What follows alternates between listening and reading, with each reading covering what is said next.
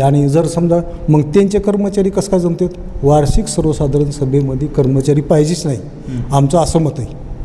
हो, आता शेवटी मागणी काय आहे तुमची? आता याच्यावर संचालक मंडळ बरखास्त करावं, प्रशासकीय नेमणूक हो, ह्याच्या चौकशी ते पैसे कुठं गेले, हे पैसे वसूल झाले का, याचं काही थांबत नाही. बँकेनं सांगावं ना. मी जर विचारलं तुम्ही कुठले आहेत, ते डायरेक्ट खोटं नाव सांगतो. बरोबर आहे. ते गेवराई तालुक्यातला शाखा अधिकारी आहे जोशी म्हणून, ते माझ्या खुर्चीपाशी बसला.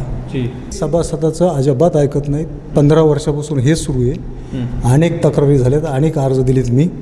हे कुठलाही तक्रारीचा अर्ज होत नाही, त्याची काही समस्या नाही. येणाऱ्या काळामध्ये तुमच्यासोबत काही सभासद येतील का अशा प्रकारच्या तक्रारी, किंवा हे सगळं चाललेलं हे बंद करा म्हणायला, जसं तुम्ही आता प्रशासक नेमाशी मागणी केली? हो, येतात ना, येते सभासद. बरोबर आपल्यासोबत आहे तेव्हा लगेच म्हणते, पण आडीन कार्ड आहे त्यापाशी. जे काही एक लाभार्थी होता ते कर्ज मागणी करा गेला, त्यांनी 10-20 हजार रुपये फाईलला खर्चले. ती सीमा संजय जाधव, ती महिला आहे, तिने त्याच्याकडे अर्ज केलेला होता. कारण खाते उघडून घेतले आणि तिचं दुकान बघायला आलं इथला स्टॉप. हे प्रश्न आपण विचारल्यामुळं इथून स्टॉप बीडचा स्टॉप तिथं बघायला गेला, त्या वडगावला फाईल रिजेक्ट केली दुसऱ्या दिवशी. बरोबर, तुमचा माल दुकानातला कमी आहे. आणि असे 1 कोटी यांना भ्रष्टाचारात देता येते. म्हणजे तिथं आमच्याकडे सगळा कायदा मांडतात, सभासदांनी कर्ज मागितलं की, आणि त्यांच्या मनावर म्हणलं की कोटीवर कर्ज द्यायचं. ही सगळी हुकुमशाही आहे बँकेमध्ये. सगळे जुने कर्मचारी, कर्मचारीचे कोटीवर बंगले आहेत, लाख रुपये महिने आहेत. माझा त्यांनी कसे बंगले बांधलेत, कोणत्या खर्चातून बांधलेत, कोणत्या कमाईतून बांधलेत, त्यांची त्यांना माहिती. बरोबर. हो, माझ्याकडे एक अर्ज आहे 8/12/2022ला. मी मराठी महाराष्ट्राच्या मागच्या रिपोर्टमध्ये सुद्धा सांगितलेलं होतं की तौर नावाचे पूर्णवादी बँकेचे सभासद आहेत. ते गेल्या 20 वर्षांपासून बँकेचे सभासद आहेत आणि त्यांनी 8/12/2022ला एक तक्रार अर्ज केलेला आहे आणि त्यामध्ये 83 कोटी 61 लाख रुपयांचा बेकायदेशीर कर्ज वाटप केल्याचा त्यांनी ठपका ठेवला होता, किंवा मग त्यांनी आक्षेप घेतलेला होता. ते रोहिदास तौर माझ्यासोबत आहेत.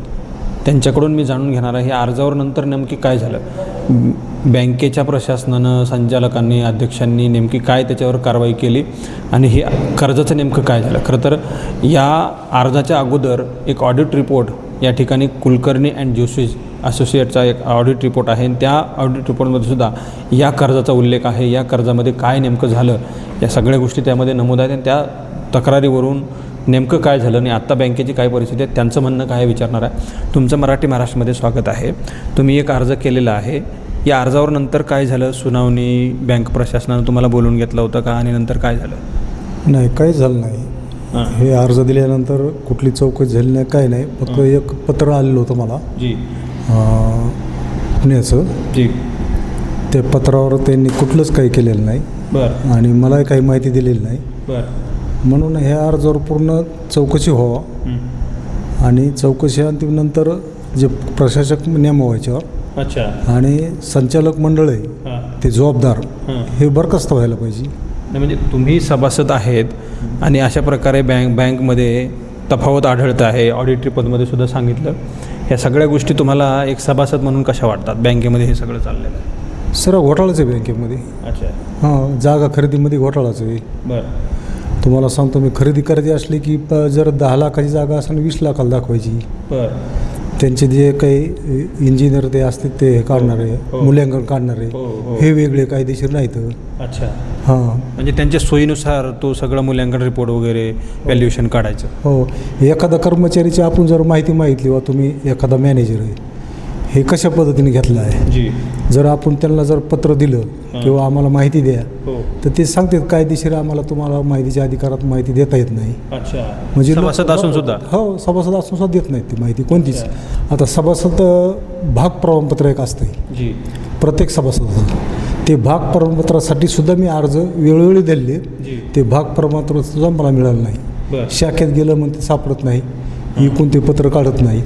म्हणजे तुमचे हक्कही तिथं धोक्यात आहेत. जर आता वार्षिक सर्वसाधारण सभा वर्षाला असते, बरोबर आहे. आता बँकेचे आपल्या जवळजवळ 22,000 सभासद आहेत. पैकी त्या वार्षिक सर्वसाधारण सभेमध्ये त्यांचे 50 कर्मचारीच असतात आणि 50 त्यांच्या लाग्या बांधायचेच लोक तिथं असतात. असे 100 लोक असतात आणि लोकांमध्ये जर आपण काही प्रश्न विचारायचा असला जी की ते बाकीचे जे ठराविक त्यांचे लोक आहेत, थांबा तुमचा नंबर आणखीन आला नाही. अच्छा. जर 100 माणसं जर माणसाला एका माणसाला जर बस म्हणत असतील तर त्यांच्यात ते सगळा गोंधळ करतात. अच्छा. आणि त्यांचे ते सगळे जे स्टॉप आहे सगळा म्हणजे जवळ 26-27 जे शाखा आहेत त्यांच्या, त्या शाखाचे सगळे लोक तिथं कर्मचारीच असतात. अच्छा. एखादा कर्मचारी आपण काय विचारणार आहेत, आता आपण त्याचा अहवाल असतो जी. वार्षिक सर्वसाधारण सभेचा, आपण शाखेतून अहवाल मागितला की लगेच मॅनेजर वर फोन करतोय फलाना सभासदांनी अहवालची मागणी केली. लगेच त्यांचा गुप्त मॅनेजर एक वेगळ्या नावाने पद्धतीने आपल्या खुर्चीपाशी आधीच येऊन बसतो वार्षिक सर्वसाधारण सभेमध्ये आणि ते सांगतो आता तुम्हाला काय विचारायचं आहे. मी जर विचारलो तुम्ही कुठले आहेत, ते डायरेक्ट खोटं नाव सांगतो. बरोबर आहे. ते गेवराई तालुक्यातला शाखा अधिकारी आहे जोशी म्हणून, ते माझ्या खुर्चीपाशी बसला आणि ते म्हणले असे सभासद तुमच्यासारखे बरेचसे हुशार पाहिजेत. मी म्हणलं उठलं तर हे बोलू देत नाहीत, सभासदाला बोलू देत नाहीत. आणि नंतर त्यांनी माहिती म्हणले तुम्ही कुठली. मी म्हणलं मी काळेगाव थडीचा आहे. मी त्यांना विचारलं तुम्ही कुठले. ते म्हणले मी आष्टी पाटीलचा पवार आहे आणि त्याचं प्रत्यक्षात नाव काय जोशी. अच्छा. बरोबर. त्यांनी काय नाव सांगितलं पवार. मग आता त्यांची आमची काही चर्चा झाली, त्यांनी पुन्हा काही माहिती अध्यक्षाला सांगितली असं. म्हणजे तुमच्याकडून हळूच काढून घेतलं, तुम्हाला काय तुम्ही विचारणार काय आक्षेप घेणार आहेत ती माहिती घेऊन पुढे जाऊन सांगितली अध्यक्षाला. मग सगळं ते आपण बोलायच्यानंतर काय नाही, कर्मचाऱ्या बाबतीतच बोलू लागलो मी. किंवा वेगळं काही नव्हतं. कर्मचाऱ्याची जी ठराविक पगार आहे आणि जर कर्मचाऱ्याला जर आपल्या बँकेकडे जर 20,000 पगार असेल आणि तो कर्मचारी जर 30,000 त्याला दुसरीकडे जर मिळत असतील तर त्याला जाऊ द्या. बिलकुल. तर बँकेची अशी की बाबा 3 महिने नोटीस द्यायची कर्मचाऱ्यांनी अगोदरच आणि नंतर कर्मचाऱ्यांनी जायचं. नंतर त्यांनी काय केलं, पुन्हा जागा खरेदीच्या ठरावासाठी मान्यता मागितली वार्षिक सर्वसाधारण सभेमध्ये. मी त्यांना सांगितलं हे तुम्ही किती वर्षासाठी करार घेणार करून आमच्याकडून. कुठल्या शाखेचा विषय होता आपला शिरूर शाखेत. शिरूरला त्यांना जागा घ्यायची होती शाखेसाठी की म्हणलं ही म्हणजे अनेक गावाचे त्यांनी नावं सुचली की इतक्या शाखेमध्ये आपल्याला जागा खरेदी करायच्यात, त्या जागेसाठी आपल्याला मान्यता पाहिजे. मी म्हणलो ही किती वर्षासाठी पाहिजे. ते म्हणले 1 वर्षासाठीच पाहिजे. आता झालं अण्णासाहेब पाटलाचं कर्ज आहे, त्या कर्जासाठी आपलं त्याच्यामध्ये असे नियम आहेत म्हणलं किंवा जो लहान माणूस आहे त्याला उभा करा उद्योगातून. बरोबर आहे. पण हे जे आहे ते पहिलेच जुने मोठे ह्याला कर्ज तुम्ही देतात. बरोबर. आणि छोट्या गरीब माणसाला तुम्ही कर्ज द्या म्हणजे तो उभा राहील. ह्या कर्जाच्या बाबतीत बोलल्यानंतर त्यांनी वेगळंच केलं. जे काही एक लाभार्थी होता ते कर्ज मागणी करा गेला त्यांनी 22,000 रुपये फाईलला खर्चले. ती सीमा संजय जाधव ती महिला आहे, तिने त्याच्याकडे अर्ज केलेला होता. कारण खाते उघडून घेतले आणि तिचं दुकान बघा आलं इथला स्टॉप. हे प्रश्न आपण विचारल्यामुळं इथून स्टॉप बीडचा स्टॉप तिथं बघायला गेला त्या वडगावला. फाईल रिजेक्ट केली दुसऱ्या दिवशी. बरोबर. तुमचा माल दुकानातला कमी आहे आणि असे 1 कोटी यांना भ्रष्टाचारात देता येते. म्हणजे तिथं आमच्याकडे सगळा कायदा मांडतात सभासदांनी कर्ज मागितलं की आणि त्यांच्या मनावर म्हणलं की कोटीवर कर्ज द्यायचं. असं होतं. सगळं कायद्याचं उल्लंघन करायचं, बँकेचं करायचं, सगळं करायचं. अशा पद्धतीने हे कारभार चालू आहे. म्हणून हे बँकेचं संचालक मंडळ बरखास्त करावा आणि याच्यावर प्रशासक नेमावा.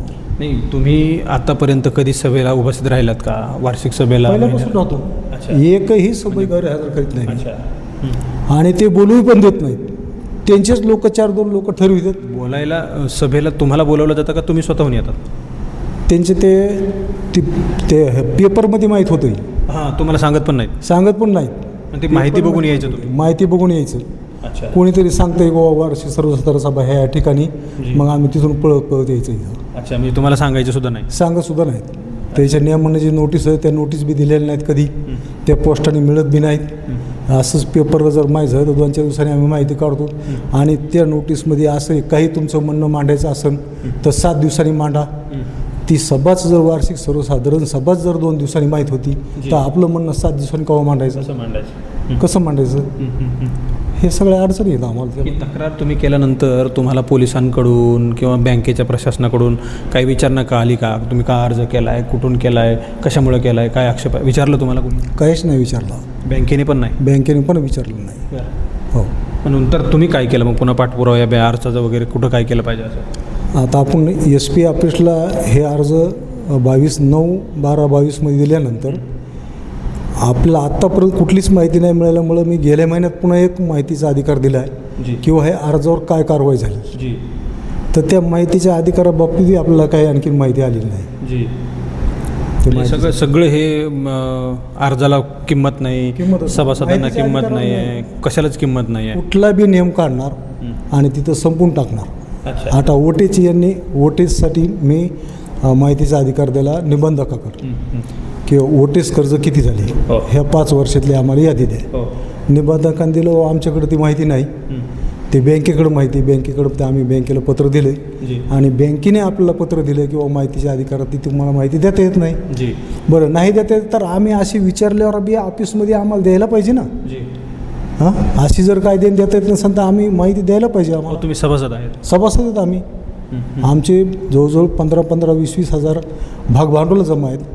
शाखेमध्ये माजलगाव शाखा आमची जवळजवळ महाराष्ट्रात नंबर 1 शाखा चालती माजलगावची.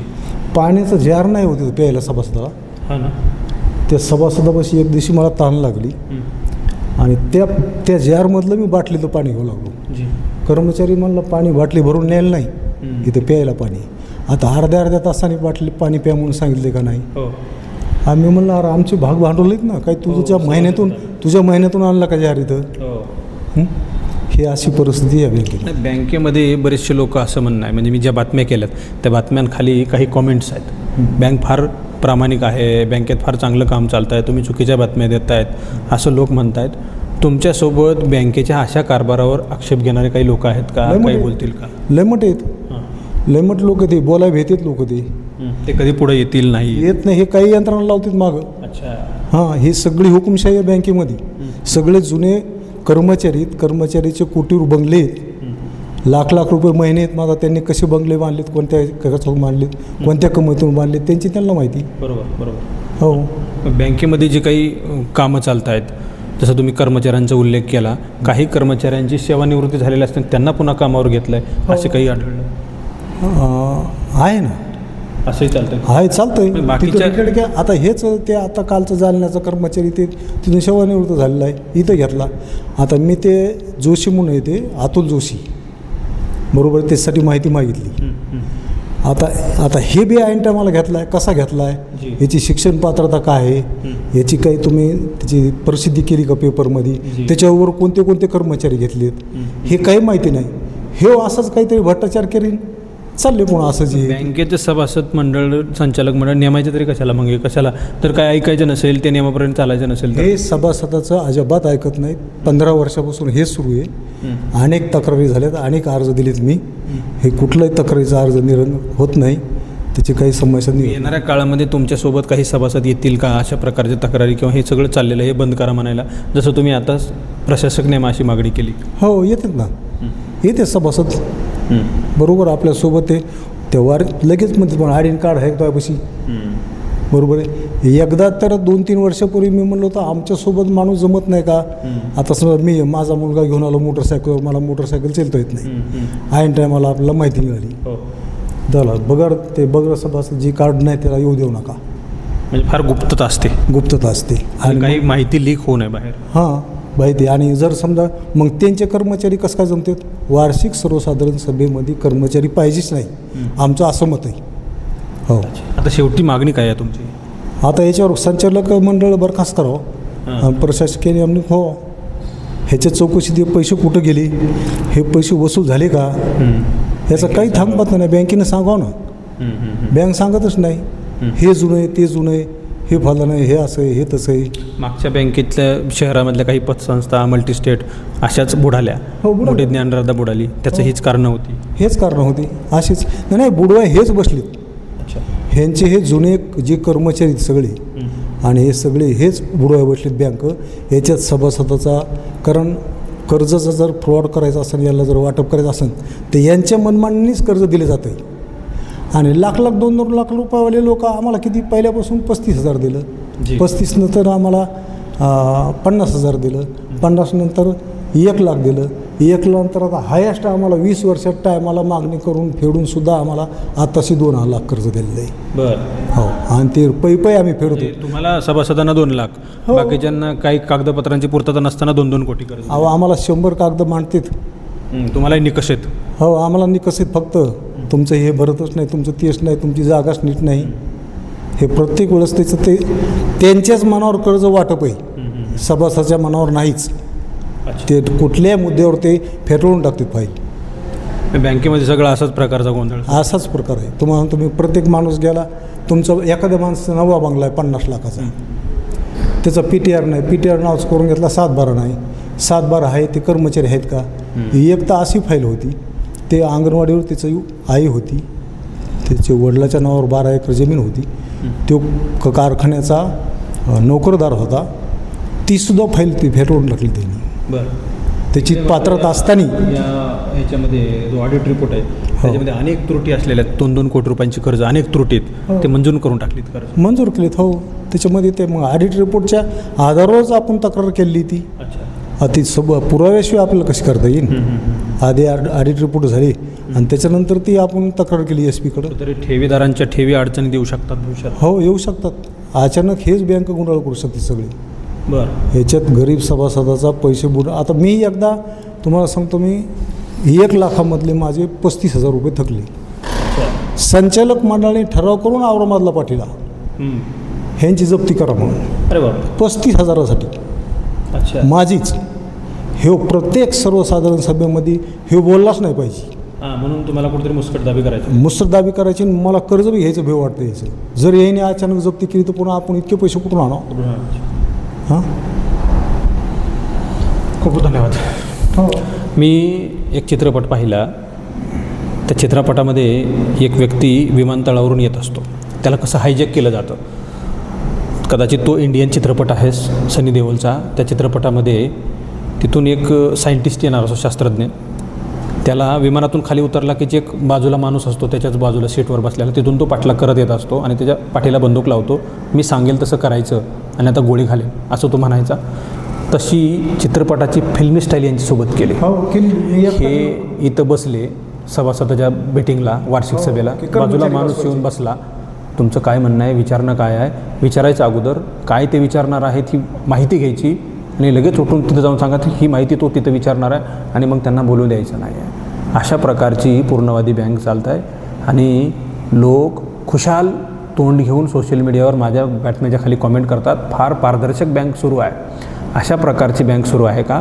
लोकांना कोट्यवधी रुपयाचे कर्ज, सभासदांना 35,000 रुपयांसाठी जप्तीचा रिपोर्ट पाठवून दिला, ठराव पाठवून दिला की जप्ती करा म्हणून 35,000 रुपयांसाठी. ह्या ऑडिटमध्ये कोट्यवधी रुपयांची कर्ज आहेत आणि त्या ऑडिटमध्येच ऑडिटरनं स्वतः सांगितलेलं आहे बँकेचं की अशा प्रकारचे सर्टिफिकेट ते नसल्यामुळं त्यांचं कर्ज बेकायदेशीर ठरू शकतं. रिपोर्टमध्ये चुकीच्या गोष्टी सांगितलेल्या आहेत. कोट्यवधी रुपयांची कर्ज कशी काय मंजूर केली आणि देऊनसुद्धा टाकलेली आहेत. 35,000 रुपयांसाठी यांचा जप्तीचा रिपोर्ट सादर केला. या पद्धतीने जर बँका चालवणार असाल तर तुम्ही कुठल्या तोंडाने बँक पारदर्शक चालते आहे असं सांगताय?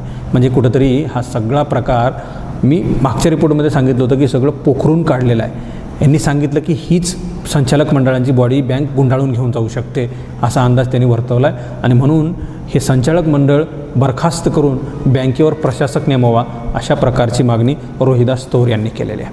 कॅमेरा पर्सन अनिल समे, संग्राम दनबे, मराठी महाराष्ट्र न्यूज, बीड.